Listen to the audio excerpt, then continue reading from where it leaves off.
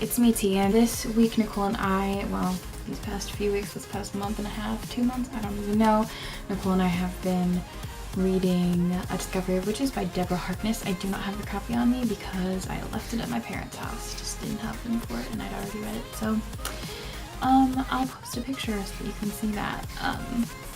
Yeah.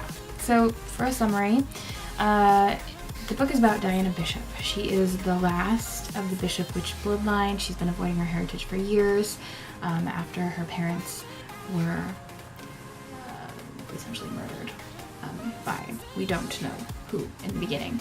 A young scholar at Oxford, Diana is studying historical science.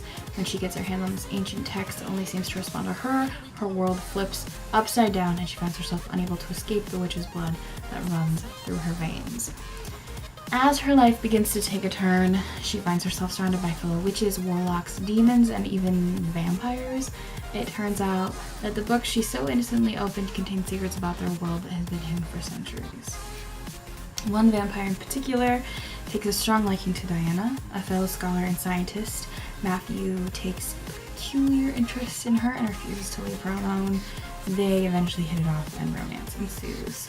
That's it for the summary. Now on to the grade. I'm going to make this short and sweet today. So for the plot, I gave it a 4 out of 5. I actually really enjoyed it.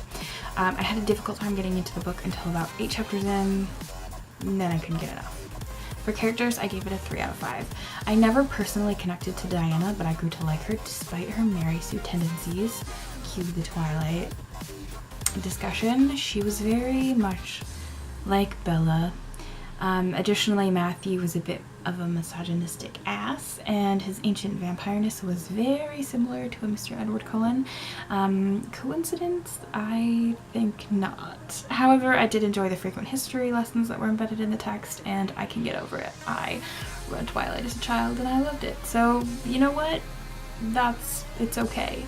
And just because some things are similar doesn't mean the whole book was like that. So, writing style, I give it a 4 out of 5. It was super easy to read. I did knock a point off because at times it felt like Harkness was taking 3 or more pages to describe Diana's outfit, Diana getting ready, Diana, what she was wearing, and I just got kind of over the top. There was too many unimportant details that I did not care, and it was just a little excessive sometimes. And the book felt so long that I just didn't need that in there as well.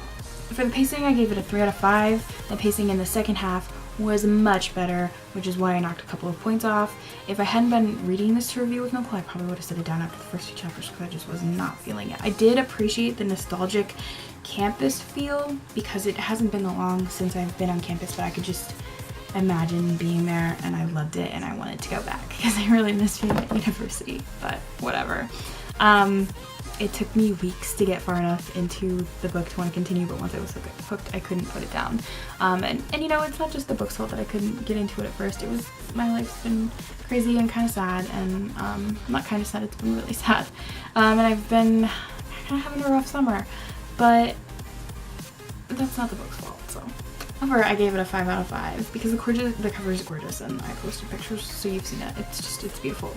And then finally, for enjoyment, I gave it a 4 out of 5 because I really love anything to do with witches. I really, really do. They're awesome.